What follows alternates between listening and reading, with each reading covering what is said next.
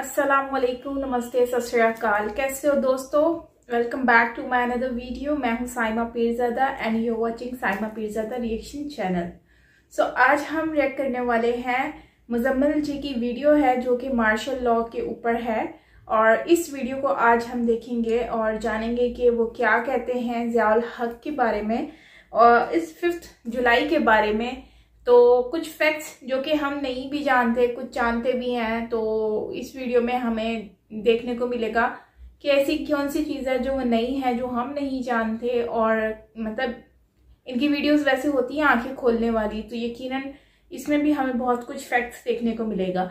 तो वीडियो को हम स्टार्ट कर लेते हैं। ओरिजिनल वीडियो का लिंक आपको डिस्क्रिप्शन में मिल जाएगा। सो काउंटडाउन करते हैं, वीडियो को स्टार्ट करते हैं। 1 2 3। मिस्टर भुट्टो की हुकूमत खत्म हो चुकी है। सारे मुल्क में मार्शल लॉ नाफिज कर दिया गया है। कौमी और सूबाई असेंबलियां तोड़ दी गई हैं। सूबाई गवर्नर और वजीर हटा दिए गए हैं। तो मिस्टर भुट्टो की हुकूमत ख़त्म हो चुकी है, पूरे मुल्क में मार्शल लॉ नाफिज कर दिया गया है। ये तकरीर, ये खूबसूरत चेहरा जो आपने अभी देखा, और ये मनहूस दिन जिस दिन मैं बात कर रहा हूँ, और आप भी मुझे शायद सुन रहे हों आज ही की तारीख़ में, ये दिन है 5 जुलाई का। और 5 जुलाई 1977 को पाकिस्तान की तारीख़ का एक स्याह तरीन बाब शुरू हुआ, the blackest day in the history of this country, और I would say in the history of any democratic country. शायद एक ऐसा मार्शल लॉ यहाँ पर नाफिज हुआ जिसने हमारे सोशल फैब्रिक को ही बर्बाद कर दिया, जो कि इससे पहले जिसकी मिसाल ही नहीं मिलती थी कहीं पे। ये मार्शल लॉ था जनरल ज़ियाउल हक साहब का, जिसकी आज हम बात करेंगे। और होता इस तरह से है कि पाकिस्तान नेशनल अलायंस के नाम से एक अलायंस बनती है गवर्नमेंट की के अगेंस्ट, और जुल्फ़िकार अली भुट्टो साहब उस टाइम पावर में थे, तो उनके ख़िलाफ़ एक अलायंस बनती है। अमेरिका उसको सपोर्ट करता है। क्यों करता है? क्योंकि भुट्टो साहब की सोशलिस्ट इंक्लिनेशंस थी। मैं भुट्टो साहब का कोई फ़ैन नहीं हूँ, ना उनकी पॉलिसीज़ को डिस्कस करने के लिए आया हूँ। बहुत सी गलतियाँ उन्होंने की। तो होता इस तरह से कि PNA की जो तहरीक है, उससे जो तसादुम है हुकूमत का, उसको जवाज़ बना के ज़ियाउल हक साहब मार्शल लॉ नाफिज करके हुकूमत पे काबिज़ होके पूरे भुट्टो ख़ानदान को हाउस अरेस्ट कर देते हैं। और उसके बाद में इस तकरीर में कहते हैं कि मेरा कोई सियासी जो है ना वो मकसद नहीं है, और मैं 90 दिन के अंदर इलेक्शन करवा के अपना रास्ता नापूंगा, अलग हो जाऊंगा। और उसके बाद हम देखते हैं कि ये 90 दिन अगले 11 साल तक पूरे नहीं होते। ठीक है। और उसके बाद में ज़िया साहब जब उनसे पूछते हैं कि यार इलेक्शन क्यों नहीं आप करवा रहे, तो वो कहते हैं कि कुरान में नहीं लिखा हुआ कहीं पे कि इलेक्शन इस तारीख को करवाना है। वो मेरी मर्ज़ी, जब हालात बेहतर होंगे मैं करवा लूँगा। Why this man is the harshest and the most horrendous villain in the history of this God forsaken country. तो होता इस तरह से ये कि इनके आने के फ़ौरन बाद सबसे पहली जो कदगन लगती है, जो छड़ी जिसका ये इस्तेमाल करते हैं, वो करते हैं डिसेंट के ख़िलाफ़। यानी कि इनकी हुकूमत, इनके मार्शल लॉ और इनकी आमरीत के ख़िलाफ़ बोलने वालों के मुंह बंद कर दिए जाएं। सबसे पहला अटैक मीडिया पे होता है, हर ऑटोक्रेट का और हर जो है वो एक आमिर का। तो ये आके खुलेआम जर्नलिस्ट जो हैं या सहाफ़ी हैं, उनको कोड़े मारने की रवायत डालते हैं, और मैदानों के अंदर जो है ना वो लोगों को बुलाकर कोड़े पड़वाने की रवायत डलती है पाकिस्तान के अंदर। इसके अलावा होता इस तरह से है कि अफ़गान जंग शुरू हो जाती है, और अफ़गान जंग के अंदर ये पार्ट लेने के लिए पहले जब इनको ऑफ़र होते हैं तकरीबन $400 मिलियन, तो ये कहते हैं कि यार ये तो मैं जो है वो रोनाल्ड रेगन को उन्होंने फेमसली ये जवाब दिया था कि मैं मूंगफलियाँ नहीं खाता, ये पीनट्स अपने पास ही रखो। जिसके बाद उस प्राइज़ को बढ़ा के $3 बिलियन पे ले जाया गया। चार्ली विल्सन जो कि सेनेटर थे, उन्होंने ये ऑफ़र दी, और ज़िया साहब उस पर बड़ी खुशी से रज़ामंद हो गए। तो अमेरिकी डॉलर डाले जेब में, और आप सबको बताया कि ये अल्लाह के लिए लड़ेंगे हम, ये जहाद खुदा के लिए है। ठीक है। मोहम्मद बिन सलमान साहब, क्योंकि उस टाइम जो अलायंस बनी थी वो अमेरिका, पाकिस्तान और सऊदी अरब एक साइड पे था, और दूसरी साइड पे रशियंस थे। तो MBS भी ये कहता है कि 1979-78 से पहले सऊदी अरब ऐसा नहीं था। वो तो सिर्फ वेस्ट की जंग को आगे पहुंचाने के लिए हमने शिद्दत पसंदी फैलाई है, मदारिस को पैसे बांट के हथियार बेचे हैं। तो ये वो लोग भी एडमिट कर चुके हैं इससे पहले कि आप मेरे पे ये इल्ज़ाम लगाएं कि तुम ये बात अपने आप से करी जा रहे हो, और इसके अंदर जो है ना वो एक जहर छुपा हुआ है, एक नफ़रत छुपी हुई है। तो इस सो कॉल्ड इस्लामिक रजीम और इस सो कॉल्ड मुस्लिम लीडर ने अंग्रेज़ों से पैसे लेके जेबों में डाले, ठीक है, अपने टॉप ब्रास के, और उसके बाद से पूरी दुनिया में जिस तरह से पाकिस्तान का इमेज डिस्टॉर्ट हुआ है, आज पाकिस्तान का जो इंटरनेशनल इमेज है उसका बड़ा क्रेडिट जाता है ज़िया-उल हक़ को इसी वजह से, ठीक है। और उसके बाद से तकरीबन 4 मिलियन रेफ्यूजीज़ उस जंग में पड़ने के बाद हमारे यहाँ पर आते हैं, अफ़गान रेफ्यूजीज़, जो कि अपने साथ बहुत ऐसे इल्ज़ लेकर आते हैं जो आज तक पाकिस्तान ख़त्म नहीं कर सका, जिसमें से एक है क्लैशनिकोव का कल्चर, क्योंकि रशियन वेपन जो था वो स्मगल होना शुरू हुआ, पाकिस्तान में आया और गली गली में बिकना शुरू हुआ। और लोग तो आज तक मजाक उड़ाते हैं कि 5,000 रुपये की क्लैशनिकोव मिल जाया करती थी पाकिस्तान में किसी भी बाज़ार से, अगर आप नॉर्दर्न एरियाज़ में फिर रहे हैं तो।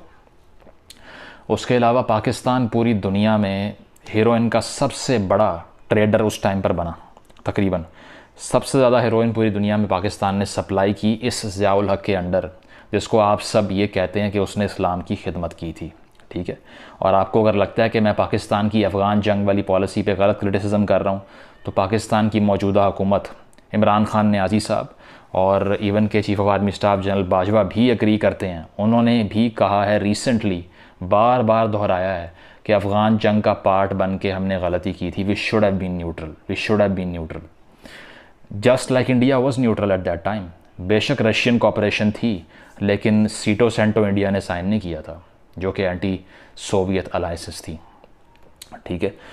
उन्होंने नॉन अलाइन मूवमेंट साइन की थी, यानी कि वो दोनों में से किसी पार्टीज़ के साथ नहीं थे, ये डिक्लेयर कर चुके थे, और जिसका फ़ायदा उनको लॉन्ग टर्म बेनिफिट हुआ, और हमने फॉरेन पॉलिसी सुसाइड कर लिया अपना, ठीक है। खैर, उसके बाद पाकिस्तान में रिग्रेसिव तरीन लॉज, जिसको हुदूद ऑर्डिनेंस ऑफ 1979 कहा जाता है, ज़िना ऑर्डिनेंस, उस ऑर्डिनेंस के मुतारिफ़ होने के बाद रेप में और एडल्ट्री में फ़र्क ही ख़त्म हो गया। इसीलिए आज तक बहुत से पाकिस्तानीज़ आपको मिलेंगे जो कि ये कहते हैं कि जिनको नहीं पता ये फ़र्क क्या है, जिनको नहीं पता कि ज़ना बिल जबर और ज़ना बिल रज़ा में फ़र्क क्या होता है, उनको ये डिस्टिंक्शन का पता ही नहीं है। वो दोनों को एक ही लेवल पे ट्रीट करते हैं। उन्होंने इसको इक्वेट कर दिया इस लॉ की वजह से, और इस लॉ ने यूनिवर्सल ह्यूमन राइट्स जो फोरम्स थे और ऑर्गेनाइजेशंस थीं, उनको ऐसा इमेज गया पाकिस्तान का कि उन्होंने स्ट्रिक्टली कंडेम किया इस मुल्क को। NCSW एक ऑर्गेनाइजेशन है ख़वातीन की तहफ़्फ़ुज़ के लिए जो उस टाइम काम कर रही थी। उन्होंने कहा कि 80% ख़वातीन इसीलिए अरेस्ट होकर जेल में पड़ी हुई हैं क्योंकि जब वो रिपोर्ट करने आती हैं कि हमारे साथ रेप किया है किसी ने, तो वो आगे से कहते हैं 4 गवाह हैं आपके पास, अगर ना हो तो उस पर एडल्ट्री का मुकदमा करके उनको जेल में डाल देते हैं। और उस टाइम यही हुआ कि जिसने गवाह पेश नहीं किए, उस रेप विक्टिम पे इन्होंने एडल्ट्री के पर्चे करके उनको जेलों में डाला। ये ज़िया-उल हक़ साहब की करामात है, ठीक है। इसके अलावा अगर आगे बढ़ें तो ये है कि करिकुलम में चेंजेस, और जो पाकिस्तान का निसाब था बुनियादी जो बच्चों को पढ़ाया जा रहा था उसको डिस्टॉर्ट करना, जिससे माइंड शेप हुआ है। और माइंड किस तरह से शेप हुआ है कि कैटेगोरिकली ज़िया-उल हक़ साहब ने इंस्ट्रक्शंस दी कि तमाम एथनिक आइडेंटिटीज़ सेकेंडरी हैं, जितनी भी एथनिसिटीज़ हैं उनकी कोई इम्पोर्टेंस नहीं है, एक यूनिफॉर्म इस्लामिक आइडेंटिटी बनाओ बस, मुझे इसके अलावा कुछ नहीं चाहिए। हमारे निसाब में, किताबों में जो बच्चे पढ़ेंगे वो सिर्फ ये पढ़ेंगे, ना तुम पश्तून हो, ना तुम बलोच हो, ना तुम पंजाबी हो, तुम कुछ भी नहीं हो उसके अलावा। हालांकि अगर आप सऊदी अरब भी जाएं तो वहाँ पर क्या प्री इस्लामिक अरब ट्रेडिशंस आज तक प्रैक्टिस नहीं होती? क्या अरब कल्चर एग्जिस्ट ही नहीं करता? या फिर अगर आप ईरान जाते हैं तो सऊदीया और ईरान के कल्चर में इतना फ़र्क क्यों है? क्यों ईरान ने अपनी ज़ोरोएस्ट्रियन रूट्स में से जो कल्चर उन्होंने इनहेरिट किया था उसको मुकम्मल तौर पर नहीं छोड़ा आज तक? टर्क्स ने अपना कल्चर क्यों नहीं छोड़ा शुरू से, और क्यों नहीं कहा कि सिर्फ एक आइडेंटिटी तश्कील दो डंडे के ज़ोर के ऊपर, वो भी? लेकिन हमने छोड़ा, और इन्होंने कहा कि निसाब सारे उल्टा दो, बदल दो उसको बिल्कुल। और ये वो दौर था जिसमें मोहम्मद बिन कासिम का नाम हमने सुनना शुरू किया निसाब के अंदर, इससे पहले नहीं था, कहीं भी नहीं था। और इंटरेस्टिंगली 1961 वो टाइम है जब हमने पहली मर्तबा ये लफ्ज़ सुना, आइडियोलॉजी ऑफ पाकिस्तान। 1961 जना साहब के किसी ऑफिशियल डॉक्यूमेंट या किसी कॉन्फ्रेंस में ये लफ्ज़ यूज़ नहीं हुआ, रिटन की बात कर रहा हूँ। लोगों ने एट्रीब्यूट किया हुआ है, सब गलत है, ठीक है। और ज़िया साहब ने तो इसका बेदरेग इस्तेमाल किया। और ये वो टाइम था जब इन्होंने आर्मी एक्ट में तब्दीली करके ओथ में ये शामिल करवाया कि नज़रियाती सरहदों के भी महाफ़िज़ हैं हम, इससे पहले नहीं था, इन्होंने करवाया, जिसकी वजह से आप आज तक देखते हैं कि पाकिस्तान की जो स्टेट है it tries to meddle with the minds of the young Pakistani children who are studying these text books inside their schools. बचपन से ही उनके दिमागों पे काम शुरू हो जाता है, क्योंकि स्टेट रिट्रीट नहीं कर रही इस ज़ियाइफिकेशन ऑफ पाकिस्तान से आज तक। ठीक है, आगे बढ़ते हैं जी। इन्होंने जो सबसे बड़ा इल जो आज तक आपको गली गली मोहल्ले मोहल्ले में नज़र आएगा, सोशल मीडिया पे नज़र आएगा, वो है फ़िरका वारियत का तोहफ़ा जो आप सबको दिया। और वो किस तरह से दिया कि चंद मजहबी हलकों की पुश्त पनाही करके ऐसे कवानीन बनाना शुरू किए, ज़कात व उशर ऑर्डिनेंस बनाया जो कि एंटी शिया, सीधा सीधा एंटी शिया लॉ था। ठीक है, मैं अगर आप मुझे समझते हैं कि मैं शिया हूँ तो मैं नहीं हूँ, पहली बात ये, और मैं माइनॉरिटीज़ का डिफेंडर हूँ। ठीक है, तो ये जो लॉ था, ये आप मेरी ओपिनियन ना लें, किसी और की ओपिनियन ले लें, तब भी आपको जवाब यही मिलेगा कि इसमें क्या लिखा हुआ था। ठीक है, तो इस तरह से इन्होंने जो ऑर्थोडॉक्स वहाबिज़म था उसको इतना ज़्यादा मिलिटेंट इस्लाम में कन्वर्ट करके यहाँ पेश किया कि आज सऊदीज़ भी उससे पीछे हट गए हैं, लेकिन आप लोग नहीं हट रहे। क्यों? Because your minds have been functioned to think in one particular direction only.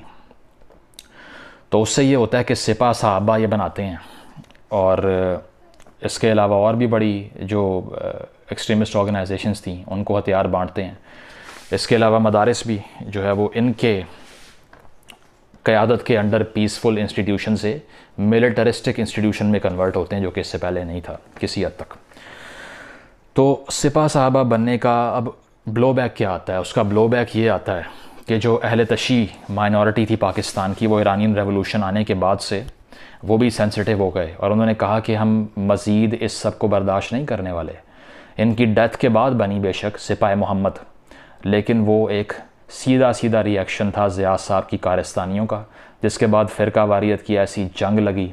ठीक है, ये उनके उलमा को मार रहे हैं, वो इनके उलमा को मार रहे हैं, एक दूसरे की कत्ल गारत चल रही है, और मुआशरा सारा फ़िरका परस्ती की बुनियाद पर राग़िब कर दिया इस इंसान ने, जिसको आप मर्द मोमिन और मर्द हक़ और इस्लाम का मुजाहिद कहते हैं। इसके अलावा आगे बढ़ते हैं जी। Imprisonment of students, journalist and politicians, यानी कि स्टूडेंट यूनियंस को तोड़ना और उसको बैन करना पहला काम था ज़िया हक़ साहब का, क्योंकि मालूम था कि रेजिस्टेंस जो है वो नौजवान क्रिटिकल थिंकर से आती है, जो कि यूनियनाइज होकर हमारे ख़िलाफ़ आवाज़ बुलंद करेंगे, तो सबसे पहले इसको बैन करो। उसके अलावा लेबर यूनियंस को तबाह किया। ठीक है, उन पर गोलियाँ बरसाई, नवाब शाह में हेलीकॉप्टर से फायर मारे, हेलीकॉप्टर से मिज़ाइल और बम फेंके गए इन बच्चों के ऊपर, इन मज़दूरों के ऊपर जो कि प्रोटेस्ट कर रहे थे। और साथ साथ 25 कोड़ों की सज़ा, किसी भी प्रोटेस्ट में शामिल होने पर 25 कोड़े मारे जाएंगे, ये इस्लामी हुकूमत के कवानीन नहीं है। इस्लामी हुकूमत अगर खुलफाए राशिदीन की आप पढ़ लें तो उसमें खलीफा से आके एक सड़क छाप आदमी भी अगर पूछता है ना कि ये कपड़ा कहाँ से आया, तो खलीफा जवाब दे रहा था उसका। लेकिन ये जिसकी हम बात कर रहे हैं ज़िया हक़ साहब, इन्होंने जिसने खलीफा के ख़िलाफ़ यानी कि लीडर के ख़िलाफ़ बात की, उसको 25-25 कोड़े मरवाया और कहा कि आइंदा बोल कर दिखाना। और उस दौर के अगर आप अखबार उठा लें तो अखबारों के मेन पेज अक्सर ऐसा हुआ करता था कि काले होकर आया करते थे सारे, they used to be blacked out. उसकी वजह कि इन लोगों ने सेंसरशिप कमेटियाँ बनाई हुई थी और वो पहले ख़बरें पढ़ के चेक करते थे कौन सी खबर आवाम तक पहुँचानी है, कौन सी नहीं पहुँचानी। तो इस तरह से इन्होंने शहरक को पूरे सोसाइटी की अपने मुट्ठी के अंदर बंद किया हुआ था और गला दबाया हुआ था, दम घोट कर रखा हुआ था पूरे मुआशरे का और शख्सी आज़ादी का, जिसका नाम है ज़िया हक़। इसके बाद आगे बढ़ते हैं जी। MRD की जो रेजिस्टेंस थी उस टाइम के अंदर, movement of restoration of democracy, जिसको पीपल्स पार्टी भी किसी हद तक उसका हिस्सा रही और जमातें इकट्ठी हुई, तो इस सब कवानीन के साथ साथ जिसकी मैं बात कर रहा हूँ आज के कितने कोड़े पड़े लोगों को, और एक अंदाजे के मुताबिक तकरीबन 20,000 पॉलिटिकल प्रिजनर बनाए इस बंदे ने, 20,000। उसके अलावा जो ह्यूमन राइट्स ऑर्गेनाइजेशंस थीं वो ये कहा करती थी कि प्रिजनर्स जो बनाता है ये, उनको इलेक्ट्रिक शॉक्स लगाए जाते हैं जेलों के अंदर, उनको बर्फ़ के ब्लॉक से बांध कर उनको सज़ाएं दी जाती हैं, उल्टा लटका के कपड़े उतारे जाते हैं, फिर मारा जाता है। इस तरह का नाज़ी टॉर्चर किया गया उस दौर में, जो हिटलर ने भी नहीं शायद किया होगा, वो इस बंदे ने किया। ठीक है, इन एक्टिविस्ट के ऊपर जो कि इसकी हुकूमत के ख़िलाफ़ थे। सिर्फ किसके इमा पर? अमेरिका के इमा पर, और वही अमेरिका जो कि कैपिटलिस्ट अमेरिका था, क्योंकि इस बंदे ने आके उनकी इकनॉमिक पॉलिसीज़ को रिवाइज़ किया और यहाँ पर वो राइज की, मैसिव प्राइवेटाइजेशन की, स्टेट की आधी मशीनरी बेच दी। ठीक है, इसके अलावा लिबरल इकनॉमिक्स को एक्सेप्ट किया। तो अगर आप लिबरलिज़म की फ़िलासफ़ी पे यकीन करते हैं और आप ये साथ साथ ये भी कहते हैं कि मैं इस्लामी शरई निज़ाम लेकर आ रहा हूँ, तो ये कैसा मजाक है कौम के साथ? ये कौन बेवकूफ़ है जो कहता है कि ये सारी रियासत उस टाइम सूद पे चला रहे थे, सूदी बैंकारी निज़ाम के ऊपर, और साथ साथ इस्लामी होने का दावा कर रहे थे। $3 अरब अमेरिकियों से लिया और साथ साथ ये कहा मैं इस्लामी लीडर हूँ। पूरी दुनिया में हेरोइन बांटी और कहा मैं इस्लामी लीडर हूँ। ठीक है, उसके अलावा अपने से सवाल करने वालों को कोड़े पड़वाए और कहा मैं इस्लामी लीडर हूँ। ख़वातीन जो कि रेप रिपोर्ट करने आई उन पर जना के पर्चे करवाए और कहा मैं इस्लामी लीडर हूँ। और इसी तरह अगर आप इस्लामी निज़ाम पे यकीन करते हैं तो आपने लिबरल इकनॉमिक्स को क्यों एक्सेप्ट किया? आपने लिबरलिज़म की जो सबसे सेंट्रल फ़िलासफ़ी है इकनॉमिक्स की, फ्री ट्रेड की, उसको गले लगा लिया और कहा कि माशाल्लाह ये आने दो, पेट्रो डॉलर्स हमें सब कबूल हैं, इसको हम ना नहीं कर सकते। लेकिन बाकी लिबरलिज़म का फ़लसफ़ा, जिसमें ख़वातीन की आज़ादी की बात है, जिसमें माइनॉरिटीज़ की रिस्पेक्ट की बात है, जिसमें जेंडर इक्वालिटी की बात है, जिसमें प्रेस फ्रीडम की बात है, वो सारा मैं साइड पे कर दूंगा। इकनॉमिक्स मुझे बहुत पसंद है लिबरलिज़म की। तो अब आप देख लें कि आपने इनको इस्लामी लीडर कहना है या कॉन मैन कहना है। ठीक है, तो उसके बाद अगर आगे बढ़ें तो एक अंदाज़े के मुताबिक जो ज़िया-उल हक़ साहब ने अफ़गान वॉर में इंटेलिजेंस की, उसके डायरेक्ट नताइज ये सामने आए कि तकरीबन 60 से 80 हज़ार पाकिस्तानी मारे गए। 60 to 80,000 Pakistanis lost their life just because of the intelligence in the Afghan war, जिसको आज का पाकिस्तान और आज की पाकिस्तानी हुकूमत ख़ुद कहती है कि बहुत गलत फ़ैसला किया था। Before you try to say that I am anti state. इसके बाद होता ये है कि ज़िया साहब की तो डेथ हो जाती है, और आपको याद होगा कि बहुत सी किताबें भी इस पर लिखी गई। वो जो मोहम्मद हनीफ़ साहब की किताब है केस ऑफ एक्सप्लोडिंग मैंगोज़, वो भी इसी ह्यूमर पे बेस्ड है कि जब इनका तैयारा C-130 जो कि बहावलपुर से एक तकरीब अटेंड करके आ रहे थे, ये उससे पहले इनको काफ़ी ख़तरा था। तो होता ये है कि वो तैयारा जिसमें जो है ना अमेरिकन US एम्बेसडर भी बैठा होता है, और इनकी जो जनरल अख्तर अब्दुर्रहमान भी मौजूद थे जिन्होंने तालिबान को हेड किया था कोल्ड वॉर के अंदर, वो सब मौजूद थे। वो सब मारे जाते हैं, और वो जो साइट थी क्रैश साइट, उससे आम के बीज मिलते हैं। तो एक सस्पेक्ट किया लोगों ने कि शायद इसमें बॉम्ब प्लांट हुआ था, जो आम के सीड्स थे उसके अंदर। लेकिन आज तक किसी को मालूम नहीं है कि असल वजह क्या थी। उसकी वजह ये है कि बहुत से लोगों पे इल्ज़ाम लगता है, अक्सर इंडियन लोगों पे इल्ज़ाम लगाते हैं, इंडियन एजेंसीज़ पे, अक्सर मोसाद पे इल्ज़ाम लगाते हैं जो कि वो थी इसराइली एजेंसी है। उसके अलावा अक्सर CIA पे इल्ज़ाम लगाते हैं, और अक्सर मिलिट्री के अंदर के लोग जो बहुत ज़्यादा परेशान हो चुके थे ज़िया साहब से, उन पर इल्ज़ाम लगाते हैं। तो अब इसमें मुझे तो जो चीज़ें समझ आती हैं वो दो समझ आती हैं। एक तो ये कि मेरा ख्याल है कि सीधा CIA की एक मूव थी, वही CIA जो ज़िया को लेकर आई, जिसने उस भुट्टो को फांसी पे लटका दिया, जो कि पाकिस्तान के पहले पॉपुलरली इलेक्टेड लीडर थे। और अक्सर जगहों पे ये भी लिखा गया है कि भुट्टो की इन्होंने he ordered that his pants be removed after his hanging and he be checked that whether he was circumcised or not. That was the level of the prejudice of this man, who was a draconian person. तो होता ये है कि CIA का जो मैं बात कर रहा हूँ वो कंस्पिरेसी तो नहीं मैं कह रहा कि वो है। उसकी वजह ये है कि जॉर्ज शुल्ट्ज़ जो उस टाइम सेक्रेटरी ऑफ स्टेट थे अमेरिका के, उन्होंने CIA और FBI दोनों को कह दिया कि ज़िया के केस को इन्वेस्टिगेट नहीं करना, इससे दूर रहो। ठीक है, और उन्होंने और भी कोई इन्वेस्टिगेशन नहीं होने दी, किसी ने कोई बयान नहीं दिया, चुप करके बात को नीचे लगा दिया। और लास्ट मोमेंट पे US एम्बेसडर फ्लाइट का पार्ट बन गया। लेकिन ऑन द कॉन्ट्री जो अगले आर्मी चीफ बने इनके आने के बाद, जनरल मिर्ज़ा असलम बेग जिनका नाम था, वो इनके जहाज़ में नहीं थे, और लास्ट मोमेंट पे उन्होंने कहा कि मैं अपने जहाज़ पर आऊँगा। तो क्यों कहा उन्होंने? और उसके बाद में जब वो क्रैश हुआ तो उनको, वो एरियल थे उस टाइम, उनको इतला मिल गई, बहावलपुर में लैंड नहीं किए, इस्लामाबाद आ गए। तो बहुत से लोगों ने कहा कि America was in contact with the next guy. Ziaul Haq के बारे में वैसे तो मैंने बहुत कुछ सुना है, क्योंकि वो तो हमारे पैदा होने से पहले ही उनकी गवर्नमेंट रही है, और उसके बाद जो है वो 1970 में उनकी तकरीबन गवर्नमेंट जो है वो इसी में ही आई थी। तो खैर उस टाइम पर हम लोग तो नहीं थे, लेकिन सुनने में आता है उनके बारे में, जो हमने आज तक सुना है वो यही सुना है कि भाई वो बहुत अच्छे हुआ करते थे और वो लोगों का बहुत जो है ना ख्याल रखते थे। लेकिन उसके साथ साथ मैंने ये भी सुना है कि लोग जो है ना लोगों के लिए वो ख्याल तो रखा करते थे, सख्ती बहुत थी उनके दौर में, बहुत ज़्यादा सख्ती करते थे और लोगों का जो है वो उनके साथ बिहेव जो था वो अच्छा नहीं था। हर वक्त लोग डरे सहमे रहते थे उनके टाइम पे। वैसे मैंने ये बातें सुनी हैं, क्योंकि मैं पर्सनली उनको जानती नहीं हूँ, क्योंकि मैं उस दौर में थी नहीं, लेकिन यह है कि उस दौर की बात जो मुझे पता चली है वो यही है कि वो बहुत अच्छे मतलब हर चीज़ में ना सख्ती बहुत किया करते थे। और ज़ियाउल हक जो है उन्होंने औरतों के ऊपर जो ये जुल्म होता था, मतलब उनका रेप होता था, और उस रेप को जो है वो फाइल करने जाती थी, तो उसके ऊपर उन्होंने कहा है कि वो तो ऐसा कुछ मतलब कि वो उल्टा उसी औरत के ऊपर केस हो जाता था अगर उसके पास गवाह नहीं होते थे।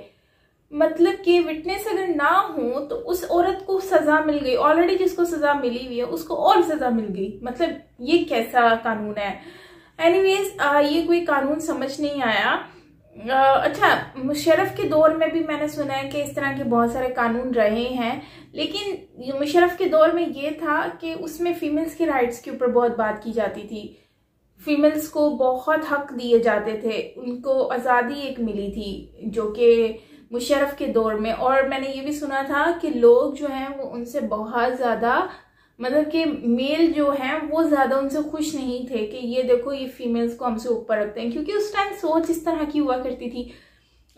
2007 में से पहले उनकी जो गवर्नमेंट रही। एनीवेज बात सिर्फ इतनी सी है कि ज़ियाउल हक जो है उन्होंने इस तरह का रूल लेकर आए थे कि फीमेल अगर विटनेस नहीं है और वो अपने ही ऊपर हुए हुए जुल्म के ऊपर आवाज़ उठाने आई हैं तो उन्हीं को सजा मिल गई, मतलब उनको ही अरेस्ट कर लिया। मतलब मुजम्मिल भाई ये कह रहे हैं कि इतनी सारी फीमेल्स जो 80% औरतें जो जेल में हैं वो इसी केस पर हैं कि उनके साथ एक तो नाइंसाफी हुई, दूसरा उनको जो है उनके पास विटनेस ना होने की वजह से उन्हीं को उसी जुर्म में सजा दे रहे हैं। मतलब ये एक ऐसा कानून था, ये तो समझ से बाहर है। मैं उनको बुरा नहीं बोल रही, मैं उनको बुरा भला नहीं बोल रही, लेकिन जो मैंने मतलब जो हम लोग यहाँ पर, ज़ाहिर बात है हमारे आसपास हर तरह के एनवायरनमेंट है, यहाँ की बुक्स हैं, हर चीज़ है जिसमें ये चीज़ें बहुत ज़्यादा मतलब एक्सीलेंट तरीके से एक्सप्लेन की जाती हैं, मतलब बहुत ही खूबसूरत तरीके से सजा कर, लेकिन हमें एक्चुअली मेन जो फैक्ट है वो नहीं पता इसी के बारे में। तो मैं यही कहूँगी कि देखो, सबसे पहली बात तो ये है कि हमारे यहाँ पर जो रूल्स हैं उनको देखा जाए तो ये बहुत ही गलत रूल्स हैं। उन लोगों के साथ जो औरतों के साथ हुए उन्होंने बर्दाश्त किया, चलो यार वो उस टाइम पर उन लोगों के लिए तो ये एक बहुत ही बुरा दौर था, और मैं शुक्र करती हूँ कि मैं उस टाइम पर नहीं थी। मतलब अगर मैं उस टाइम पर होती तो मेरे साथ क्या होता, हम लोगों के साथ भी ऐसा ही हो रहा होता और हम वो उस वक्त को बर्दाश्त कर रहे होते। और सुनने में ये भी आया है कि पाकिस्तान की इकनॉमी जो है वो मेन जब डूबी वो ज़ियाउल हक की वजह से ही डूबी। मतलब ये भी सुनने में आता है कि पाकिस्तान उस वक्त बहुत अच्छा था, अच्छा खासा था, हालांकि इंडिया से पाकिस्तान की स्ट्रॉन्ग था पाकिस्तान, लेकिन उनके आने के बाद आज पाकिस्तान, उसके बाद कभी पाकिस्तान पैरों पे खड़ा ही नहीं हुआ। मतलब उन्होंने पाकिस्तान को इतना डाउन कर दिया। और सुनने में ये भी आता है कि पाकिस्तान की जितनी भी इकनॉमी होती थी, जीडीपी का होता था, वो सारा वो खिला देते थे उनको।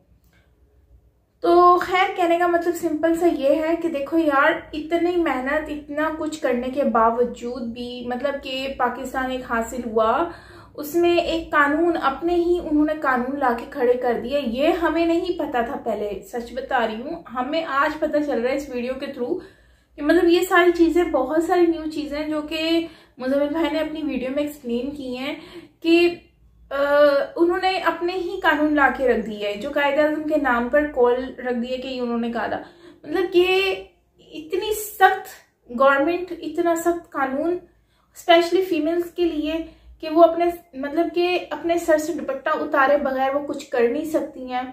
एक प्रॉपर जो इस्लामिक वे होता है वही करने की कोशिश, ठीक है हर जगह पर अपने एक रिलीजन होता है उसको फॉलो करना चाहिए, लेकिन इस तरह से ज़बरदस्ती इम्प्लीमेंट करना मुझे लगता है कि ये एक नाइंसाफ़ी है फीमेल्स के लिए।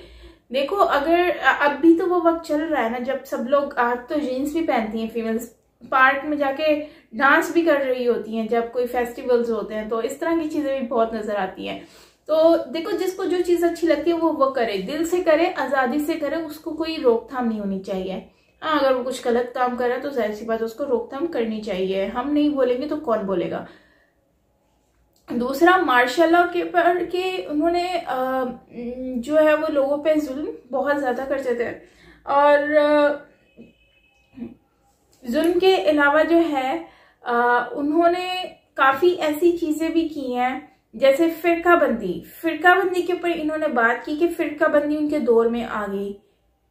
लेकिन यार देखो फ़िरकाबंदी पे तो मैं यही कहूँगी कि फ़िरकाबंदी पहले भी हुआ करती थी, कोई अब से नहीं है, ये शुरू से ही है। और अगर सिर्फ पाकिस्तान में होता तो चलो हम मान लेते कि ये ज़ियाउल हक जो है उन्होंने किया, लेकिन जहाँ तक मैं देख रही हूँ मेरा जो नज़रिया है वो ये है कि पाकिस्तान में अगर ज़ियाउल हक की वजह से होता तो फिर ये इतने सारे मुस्लिम मुल्क हैं, अरब हो गया, यमन हो गया, इराक हो गया, ईरान हो गया, कितने इसमें फ़िरके आ जाते हैं, इनमें फ़िरके रहते हैं, वो आपस में ही लड़ रहे होते हैं। उनके एक्चुअली मसला पता ही क्या है, ये फ़िरकाबंदी का नहीं है, एक्चुअली मसला हमारे अपने आप में है कि हम लोग पता नहीं क्या बनने की कोशिश कर रहे हैं, एक्सट्रीमिस्ट होता है ना वो बनने की कोशिश कर रहे हैं।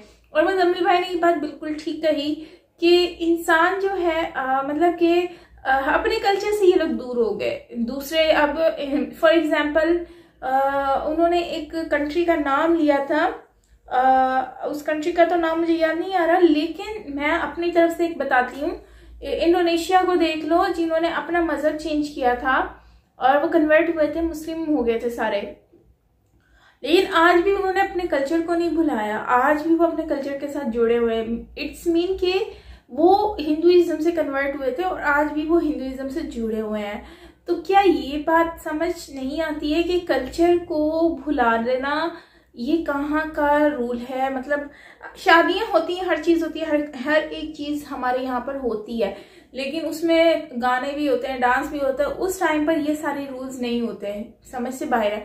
लेकिन चलो मैं यही कहूँगी कि देखो हमें वक्त के हिसाब से चलना है, और ये हमारी जो बुक्स में इतना कुछ इन्होंने नेगेटिविटी भर के रखी हुई है, मतलब हमें ऐसा लगता है हर चीज़ बहुत पॉजिटिव है पाकिस्तान की तरफ से, कुछ भी गलत नहीं है, लेकिन एक्चुअली फैक्ट कुछ और है। लेकिन हमारे जो स्टूडेंट्स और जो न्यू जनरेशन पढ़ रही है बुक्स, जाहिर सी बात है उनको क्या पता कि क्या मामला चल रहे हैं और क्या है।